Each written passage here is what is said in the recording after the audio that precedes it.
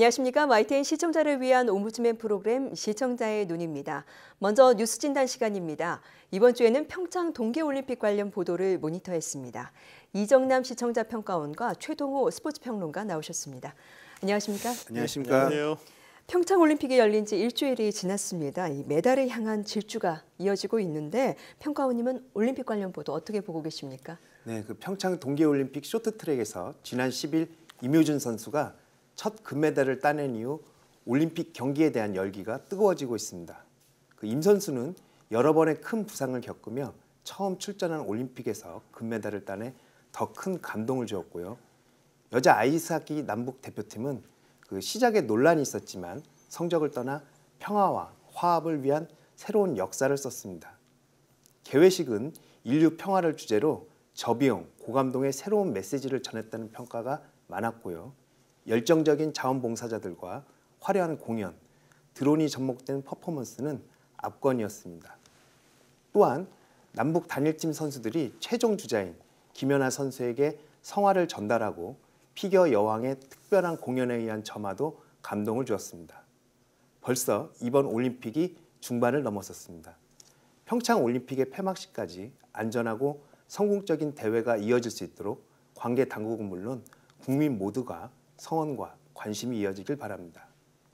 평창 올림픽에서 벌어진 주목할 만한 내용과 또 앞으로 우리 대표 선수들이 나서는 주요 경기는 어떤 것이 있는지 궁금합니다. 네, 전 세계 주목 속에 개막식도 잘 치러졌고 무사히 경기도 진행되고 있는데요. 이번 올림픽은 특별히 무엇보다 북한의 깜짝 등장으로 큰 화제를 모으지 않았습니까? 네, 그렇죠. 아무래도 이번에 평창 이 동계 올림픽을 한마디로 정의하자면 평화 올림픽이라고 할 수가 있겠죠. 네. 지난해 말만 하더라도 상상할 수 없었던 이 북한의 평창 동계올림픽 참가로 인해서 북한 선수단은 물론이고요, 예술단, 응원단, 또 김여정 노동당 중앙위원회 제1부부장, 김영남 최고인민회의 상임위원장을 포함한 이 고위급 대표단이 또 방문하기도 했습니다. 이 김여정 제1부부장은 문재인 대통령에게 김정은 위원장의 친서를 전달하기도 했죠. 이 남과 북의 이 교류에 물꼬를 튼 것은 확실히 평창 동계올림픽이 큰 역할을 했다라고 평가할 수 있을 것 같고요. 다만 북한 응원단과 예술단 보도와 관련해서는 예를 들면 이 화장실에서 순서를 기다리고 있는 북한 응원단원의 모습을 찍은 사진이 보도되기도 했었고 또 예술단과 응원단원의 모습을 촬영하거나 사진을 찍을 때에 불필요하게 이 여성의 다리를 노출하는 이런 컷들은 시청자들에게 조금은 좀 불편하게 다가왔다는 지적도 많이 제기되기도 했습니다. 네. 이 삼지연 관현악단은 이 강릉 아트센터하고 서울 국립극장에서 두 번의 공연을 마치고 북으로 돌아갔는데요. 자, 우리 귀에 익숙한 남한 노래를 선곡해서 감동을 주기도 했죠. 자, 특히 서울 공연에서는 남한의 가수 이 소녀시대 출신 서현 씨가 깜짝 등장해서 우리의 소원을 부르는 장면은 이 가슴 뭉클한 민족의 또 이 비록 이념으로 갈라져 있지만 우리는 한민족이라는 동포를 자극하기에 충분했다고 봅니다. 북한의 여자 아이스하키 선수들과 단일팀을 만드는 과정에서 드러났던 이 수많은 논란이 바로 이 북한을 바라보는 세대 간의 인식 차이 그리고 이 변화된 모습을 여실히 보여줬다고 봅니다. 또한 2002년 부산 아시안 게임, 2003년 대구 하계 유니버시아드 당시 북한 응원단이 신선한 충격으로 다가왔는데 그러면서 우리 사회의 신드롬 현상을 일으켰던 것과는 다르게 평창 동계올림픽에서 북한의 응원단, 예술단을 보면서 과거와 같은 지나친 관심과 폭발적 반응은 없었다는 것을 보면 확실히 이전보다 우리가 이 북한을 바라보는 시각에서 좀 많이 차분해진 것이 아닌가 이런 현실을 느낄 수 있었다라고 보고요. 네. 여기에 또 이 토마스 바흐 IOC 위원장은 북한을 방문할 예정이라고 밝혔습니다. 지난달에 이 남북한과 북한의 올림픽 참가를 협의하기 위한 자리에서 북한 측으로부터 초청장을 받았다고 하는데요. 이 토마스 바흐 IOC 위원장은 이 북한의 평창 올림픽 참가를 위해서 많은 노력을 기울여 왔고 또 이 북한의 올림픽 참가에 기여했다는 점에서 올림픽 후에 이어질 평화 올림픽 유산의 지속성에 관해서 좀 많은 관심이 가기도 합니다. 네. 올림픽은 언제나 이 상상 이상의 것을 만들어내기도 했고요. 이묘준 선수의 쇼트트랙 남자 1500m 금메달도 그렇고 스피드 스케이팅 남자 1500m 김민석 선수의 동메달도 마찬가지였습니다. 반대로 쇼트트랙 여자 500m 결선에서의 최민정 선수의 실격도 뜻밖의 결과라는 점에서 이 상상 이상의 것을 보여주는 올림픽의 다양한 모습이라고도 할 수 있겠죠. 이 쇼트트랙에서는 아직 우리 선수들이 기대를 걸고 있는 종목이 많이 남아 있습니다. 이 남녀 계주가 남아 있고 여자 1000m, 1500m, 남자 1000m도 남아 있습니다. 이 쇼트트랙에서 기대하고 있는 메달이 나온다면은 지금보다는 더 이 평창올림픽에 대한 관심이 높아질 것으로 예상이 됩니다. 스피드 스케이팅 매스 스타트 이승훈 선수 또 이 스켈레톤 윤성빈 선수의 경기도 아직 남아 있고요. 이 봅슬레이 남자 이인승, 원윤종, 서영우 선수의 경기도 남아 있습니다. 이 파란 눈의 귀화 선수들도 올림픽 무대를 통해 많은 국민들에게 강한 인상을 남겨준 이 평창 동계올림픽인데요. 이 올림픽용 귀화 선수라는 곱지 않은 시선이 있었던 것도 사실인데, 자 그런데 이 남자 아이스하키 대표팀의 귀화 선수인 맷 달튼 같은 경우에는 이순신 장군을 강조하면서 동료 선수들에게 투혼을 강조했고요. 이 에일린 프리셰 선수는 루지 여자 싱글 경기를 마치고 나는 한국인이라는 것을 강조하기도 했습니다. 올림픽이 중반을 넘어가면 이 막바지 메달 경쟁과 순위 경쟁이 더욱 치열해지리라고 예상이 되는데요. 자, 언론 보도도 더욱 이 선수 간의 경쟁, 국가 간의 경쟁에 초점을 맞추게 되겠죠. 자, 이런 관점에서 보면은 아쉬운 점은 이 올림픽의 이 다양한 측면, 즉 올림픽이 경제적으로 또 이 문화적으로 어떻게 치러지고 있고 어떤 영향을 미치고 있는지에 대한 다양한 관점의 보도가 앞으로도 계속 이루어지기를 기대합니다. 네, 사실 북한의 등장으로 올림픽이 치러지기 전부터도 약간 정치적인 측면에 초점이 맞춰져 있던 게 사실이었는데요. 앞으로는 뭔가 다양한 측면에서 그런 올림픽 소식이 다뤄지면 좋겠습니다.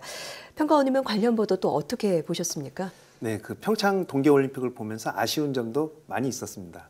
그 준비 과정에서 소홀한 부분이 있었는데요. 평창 올림픽을 위해 몇 년간 노력한 선수가 행정 미숙으로 올림픽에 참가하지 못한 안타까운 일들이 발생했는데요. 그 스피드 스케이팅 노선영 선수는 우여곡절 끝에 팀 추월과 1500m 개인 종목으로 출전하지만 대한빙상경기연맹에 대한 비난은 피하기 어렵습니다. 대한스키협회도 선수 선발 논란의 중심이 되었습니다.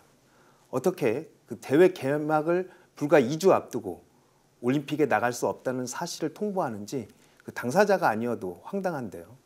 랭킹이 훨씬 낮은 선수가 대표 선수가 된 사실도 알려지면서 공정성 논란도 일었고 선수들과 가족들이 시위까지 했습니다. 이런 실수들이 발생하는 원인은 무엇인지 궁금하고요.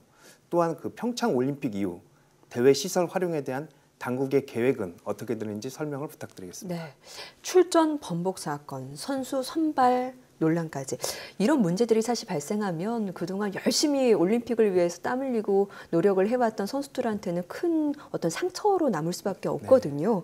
왜 이런 문제들이 계속해서 발생을 하는 걸까요?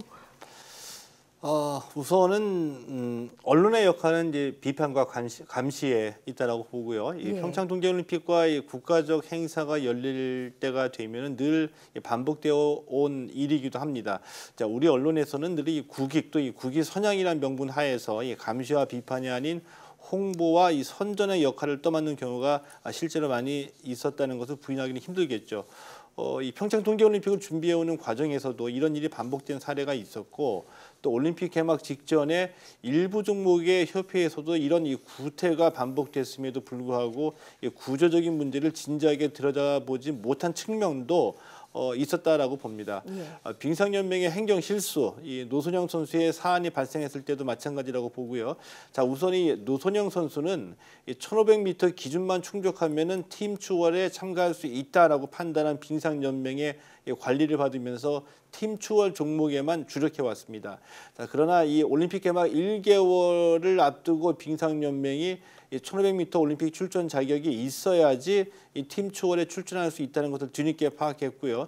이 노선영 선수에게 올림픽 출전 불가를 알리고 난 뒤에 이 태능 선수촌 퇴촌을 지시했습니다. 이 과정에서 이 노선영 선수는 올림픽에 참가할 수 없다는 사실보다도 인간적인 배신감에 많은 상처를 받았던 것으로 보입니다. 이 얘기는 연맹이 이 귀책 사유가 있음에도 함께 고생했던 선수에게 진심 어린 위로나 설명 없이 올림픽 출전 불가라는 일방적인 이 통보를 한 것에 대한 상처가 더 컸다라고 보는 건데요. 자, 이 일이 보도된 직후에 연맹은 이 공식 사과와 개선책을 보도 자료로 언론사에 배포는 했는데 여론이 더 악화됐고요. 러시아 선수들의 올림픽 출전 포기로 노선영 선수에게 올림픽 출전 기회가 왔지만 이 노선영 선수는 마음의 상처로 올림픽 출전을 결정하지 못하게 됐습니다. 이 노선영 선수가 이 올림픽 출전을 결심하게 된 직접적인 배경, 자, 이것은 이 빙상연맹 회장이 자택까지 찾아와서 사과를 하고 올림픽 출전을 권유했기 때문인데요. 뒤돌아보면은 빙상연맹엔 사건 사고가 끊이지 않았습니다. 네. 이와 비슷한 일이 스키협회에서도 이제 발생을 했습니다. 알파인 스키 국가대표 이 경성원 선수 이 평창 동계올림픽 선수단 결단식까지 참가를 했고요.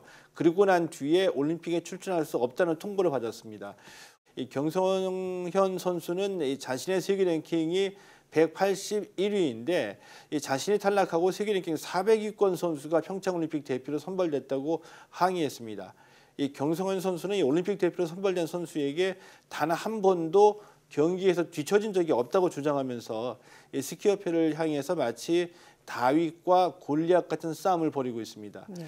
이 경성현 선수 이 강원도 평창에서 항의 시위까지 벌였습니다. 그러나 언론에서는 경성현 선수 문제를 크게 다루지 않았습니다. 이 노선영, 경성현 선수의 문제에는 다양한 문제가 내포되어 있다고 보는데요. 협회와 연맹이 선수를 어떻게 바라보는지, 이 선수로서의 권리와 선수 이전의 이 인권의 문제, 이 원칙 없고 불투명한 협회 행정이 현상적으로 드러났는데 이런 문제들이 계속해 반복하는 좀 더 근본적인 이유가 분명히 존재하리라고 봅니다. 아마도 협회와 연맹은 이 평창 올림픽이 개막하면서 우리 선수들의 성적에 온 신경이 집중돼 있으리라고 보는데요. 자, 그런데 한 가지 의문이 생기기도 합니다. 협회와 연맹은 혹시 올림픽에서 좋은 성적을 거두기만 하면은 이런 문제들, 즉 무원칙과 행정 실수, 선수들의 권리 외면 같은 문제들에 대해서 면죄부를 받을 수 있다고 생각하는 게 아닌지 모르겠습니다. 이 국민들이 올림픽에서 따낸 메달에 환호하고 응원하는 마음을 협회는 오직 협회의 역할을 메달만을 생산해내면 되는 것으로 잘못 알고 있는 것이 아닌가요? 이런 점들에 대한 의문점도 사라지지 않았는데 이런 모순에 대한 문제의식과 심층 보도가 매우 아쉽습니다. 네, 우리나라에서 펼쳐지는 국가적인 정말 축제지만 그 이면에 숨어져 있는 부족한 점, 그리고 잘못된 점을 꼬집는 일도 멈추지는 말아야겠죠. 네, 지금까지 평창 동계올림픽 관련 보도에 대해서 이야기를 나눠봤습니다. 이정남 시청자 평가원과 최동호 스포츠 평론가였습니다. 두 분 말씀 감사합니다. 고맙습니다. 고맙습니다. 네.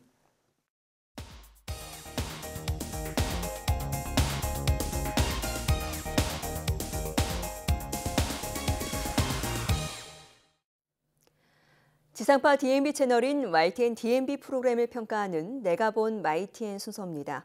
이번 주에는 수다학과 뉴스와이드에 대한 최연주 평가원의 의견을 들어보겠습니다. 시청자 여러분 안녕하세요. YTN DMB 시청자 평가원 최현주입니다. 세계인의 축제 평창 동계올림픽 잘 즐기고 계신가요? 지난 10일에는 7차례 수술을 이겨내고 쇼트트랙에서 금메달을 목에 건 이묘준 선수의 사연이 많은 감동을 주었습니다. 이묘준 선수는 국내에서 개최되는 평창 올림픽만을 보고 달려왔다고 하는데요. 무엇을 하든 동기가 굉장히 중요하다는 생각이 듭니다.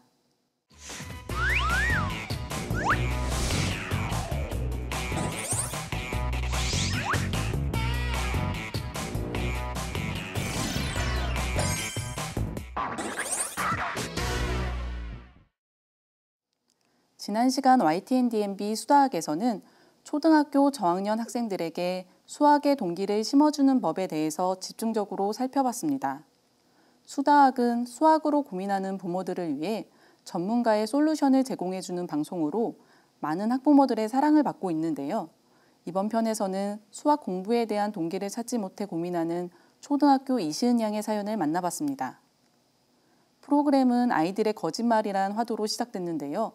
거짓말을 하는 아이들을 어떻게 바로잡아줘야 할지 전문가들과 이야기를 나눠봤습니다. 전문가는 아이들에게 거짓말을 하지 말아야 한다고 말로만 설명해주기보다는 정직의 중요성을 담은 동화나 일화 등을 통해 스스로 생각할 수 있게 해주는 것이 좋다고 설명했는데요. 비록 수학에 대한 이야기가 아니더라도 학부모들이 공감할 수 있는 주제에 대해서 함께 이야기 나눔으로써 프로그램에 흥미를 더할 수 있었습니다. 본격적으로 이번 사연의 주인공인 강아지를 좋아하는 초등학교 2학년 이시은 학생을 만나봤는데요.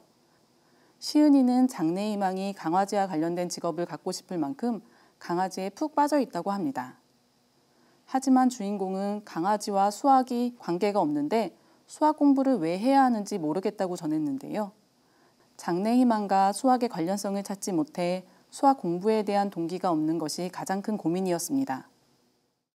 이에 대해 전문가들은 강아지와 관련된 다양한 직업과 수학과의 연관성을 자세히 알려주는 것이 필요하다고 조언했습니다.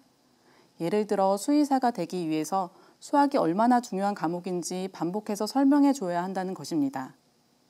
이 외에도 전문가들은 주인공의 학습 태도를 지켜보고 클레이 점토나 수학 보드게임을 활용한 놀이 수학을 통해 아이의 흥미를 유도할 수 있도록 하는 것이 필요하다고 조언해 주기도 했는데요. 전문가들은 성취도 평가 검사 결과를 통해서 아이의 강점과 약점을 짚어주어 보다 체계적이고 과학적인 솔루션을 제공하고 있었습니다. 한편 주인공의 엄마는 맞벌이 부부로 매일 아이를 붙잡고 함께 학습할 수 없기 때문에 아이가 스스로 공부할 수 있도록 자기주도 학습 능력을 키워주고 싶다고 했는데요. 전문가들은 문제풀이 계획을 세우고 이를 활용할 수 있는 구체적인 방법을 제시해주기도 했습니다. 이러한 내용은 맞벌이로 아이를 키우고 있는 많은 가정에서 공감할 만한 고민이었습니다. 수다학은 전문가들이 아이에게 바로 적용 가능한 실질적이고도 구체적인 방안을 제시해주고 있다는 것이 가장 큰 매력인데요. 이러한 방법들은 각 가정에서도 아이들에게 쉽게 적용해 볼 수 있기 때문에 더욱 유용한 정보였습니다. 하지만 수다학에서는 매회 수학과 관련한 고민을 다루다 보니 이미 등장했던 내용들이 다시 반복될 때가 있는데요. 이를 위해서 더욱 다양한 고민을 소개할 필요가 있어 보였습니다. 또한 솔루션을 적용했을 때 아이의 변화된 모습도 함께 소개해 주는 것은 어떨까 하는 의견인데요. 이번 편에서 강아지를 좋아하는 아이에게 강아지와 관련된 직업과 수학의 연관성을 지속해서 이야기해 줬을 때 아이가 수학에 대해서 흥미를 갖게 되었는지가 궁금했습니다. 더불어 전문가가 제시한 학습 방법을 적용했을 때 학습 능력이 향상되었는지 등의 솔루션 효과에 대해서도 살펴볼 수 있다면 프로그램의 이야깃거리가 더욱 풍성해지지 않을까 하는 의견입니다. 프로그램 말미에는 파인드매스 시즌2 코너가 이어지는데요. 이번에는 우주의 법칙을 풀어낸 수학에 대해서 살펴봤습니다. 이와 같은 생활 속에 숨겨진 수학의 원리를 살펴보는 것은 아이들에게 수학에 대한 흥미를 심어주는데 좋은 학습 자료가 될 수 있을 것 같은데요. 그러기 위해서는 초등학교 저학년 학생들도 이해할 수 있도록 내용을 더욱 쉽게 구성할 필요가 있어 보였습니다. 수다학은 자녀들의 수학 공부에 대해서 고민을 안고 있는 학부모들에게는 꼭 한번 추천해 줄 만한 프로그램인데요. 수다학이 앞으로도 수학에 대한 더욱 다양한 고민 해결을 통해 많은 시청자들의 관심과 사랑을 받길 기대해 봅니다.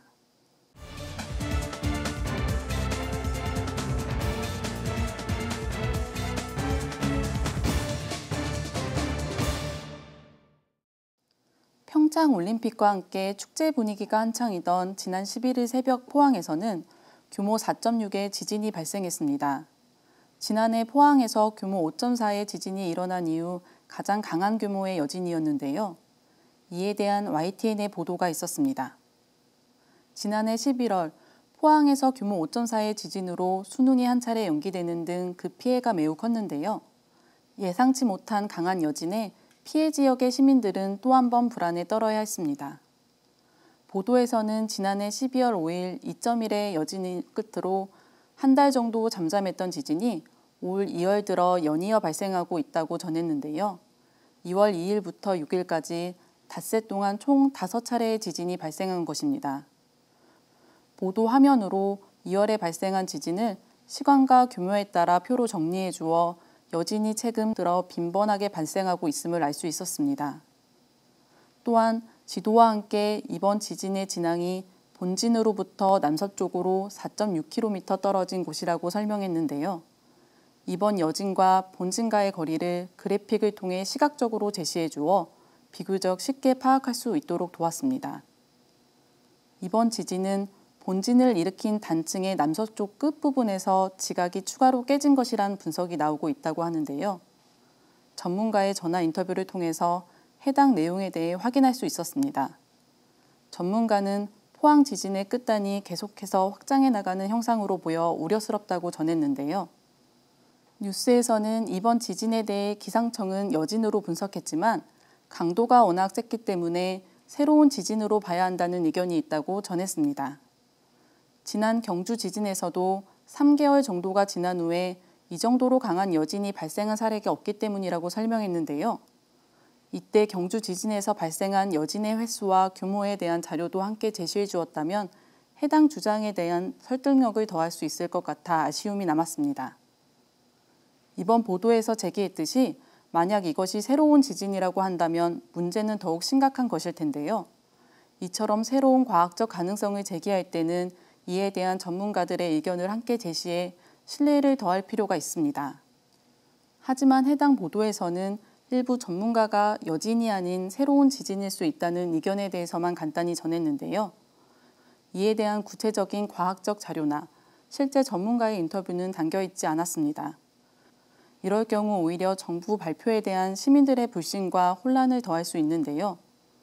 현재 포항 주민들은 강도 높은 여진에 다시 한번 공포에 휩싸인 상태입니다.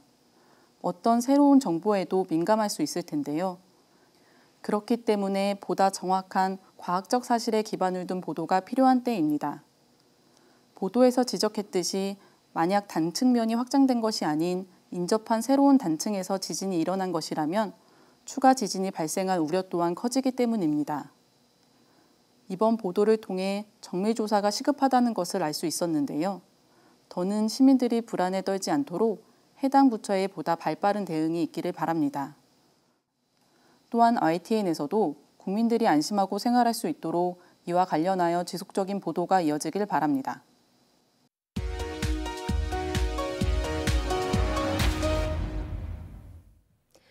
이번 순서는 시청자들의 지적사항을 정리한 모니터 보고 시간입니다. YTN 뉴스를 시청하다 보면 자료 화면과 자막이 일치하지 않거나 잘못된 어휘가 사용된 자막의 오류가 종종 나타나는데 시청자들은 좀 더 세심한 주의를 당부했습니다. 지난 12일 IOC가 꼽은 평창 올림픽 스타 가운데 한 명인 스노보드에 출전하는 클로이 킴과 우리나라 권선우 선수를 소개하는 코너에서 자료 화면은 앞서 다룬 스피드 스케이팅 노선영 선수를 계속 보여줬는데 자료 화면과 자막이 일치하지 않은 점은 아쉬웠다는 지적이 있었습니다. 같은 날 이스라엘군이 시리아를 향해 대대적인 공습을 단행했다는 기사에서 이스라엘 시리아 공급, 시리아 내전 악화로 자막이 방송됐는데 뉴스 내용을 고려해 볼 때 자막에서 사용된 공급은 공습으로 사용하는 게 맞는 표현이었다는 지적이 있었습니다.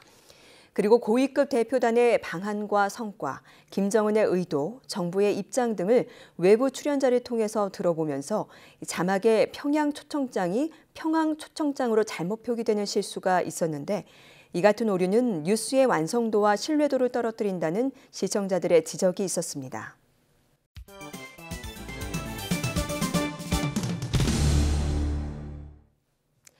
언론 전문가로부터 우리 언론의 문제점과 발전 방향 등을 들어보는 매체 비평 시간입니다. 오늘은 최인호 고려대 교수로부터 취재에 있어서 예의와 규칙 그리고 인권의 중요성이라는 주제의 논평을 들어보겠습니다. 북한은 이번 평창 동계올림픽에 선수단은 물론이고 고위급 인사들과 대규모 예술단 및 응원단을 보냈고 한반도의 평화와 비핵화를 바라는 전 세계의 관심은 평창으로 모였습니다. 지난 10여 년간 냉랭했던 남북관계와 최근 몇 년간 계속된 북한의 핵실험 및 미사일 발사로 인해 그 어느 때보다 한반도의 긴장이 높았던 터라 국내의 많은 언론도 올림픽과 관련된 북한의 움직임 하나하나에 큰 관심을 보이고 있습니다. 워낙 폐쇄적이어서 바깥 세상에 알려진 것이 별로 없는 북한의 특성을 생각할 때 이번 올림픽에서 북한과 관련된 사안은 모든 것이 뉴스거리가 될 만큼 취재 경쟁이 치열할 거라 생각됩니다. 저는 얼마 전 북한 선수단이 입국한 후 버스로 이동하는 모습을 취재하는 기자들의 모습을 담은 영상을 보게 되었습니다. 기자들은 버스 안 북한 선수들을 조금이라도 더 가까이에서 촬영하려고 버스에 다가가려 하고 있었고, 경찰들은 안전하게 차를 출발시키기 위해 기자들을 버스 가까이 오지 못하게 막고 있었습니다. 영상 속 기자들은 포토라인의 개념도 없었고, 그들의 목적을 위해서는 고성과 욕설도 서슴지 않았습니다. 국민의 알 권리를 위해 최선을 다하는 것을 나무랄 수 없지만 취재 과정에서의 규칙과 예의를 저버리는 태도는 바람직하지 않아 보였습니다. 한 언론은 방한한 북한 응원단이 이동 중 휴게소에서 화장실을 이용하고 있는 모습을 찍어서 보도한 후 많은 비판을 받기도 했습니다. 대체 북한 사람들이 북한 응원단이 얼마나 궁금했으면 저런 사진까지 보도했을까 이해하려고 노력해 보았지만 결국 제 머릿속에는 인권 침해와 선정주의라는 단어가 더 뚜렷하게 남았습니다. 또 다른 언론은 숙소에서 쉬고 있는 북한 응원단이 TV를 보고 있는 장면을 몰래 촬영해서 이들이 남한 방송을 보고 있다고 단독 보도했는데, 이 역시 사생활 침해와 북한에 돌아간 후 응원단 개인의 처벌 가능성 등 인권 논란에 휘말리며 보다 신중하게 접근했어야 한다는 비판을 받았습니다. 알 권리도 중요하고 취재 경쟁도 좋습니다. 하지만 효과적인 취재를 위해 오랜 시간을 거쳐 정착된 예의와 규칙, 그리고 인권 존중이라는 기본을 간과한다면 결코 그러한 취재 결과는 좋은 열매를 맺지 못할 거라고 생각합니다. 기본을 무시한 채 효율만을 추구할 때 어떤 부작용이 나타나는지 우리는 많이 보았습니다. 언론이라고 예외일 수는 없습니다. 시청자의 눈은 시청자 여러분의 참여를 기다리고 있습니다. YTN 홈페이지 시청자 의견 코너에 글을 남겨주시면 좀 더 정확하고 공정한 방송을 만드는 데 참고하겠습니다. 이번 주 순서는 여기서 마치겠습니다. 함께해 주신 여러분 고맙습니다.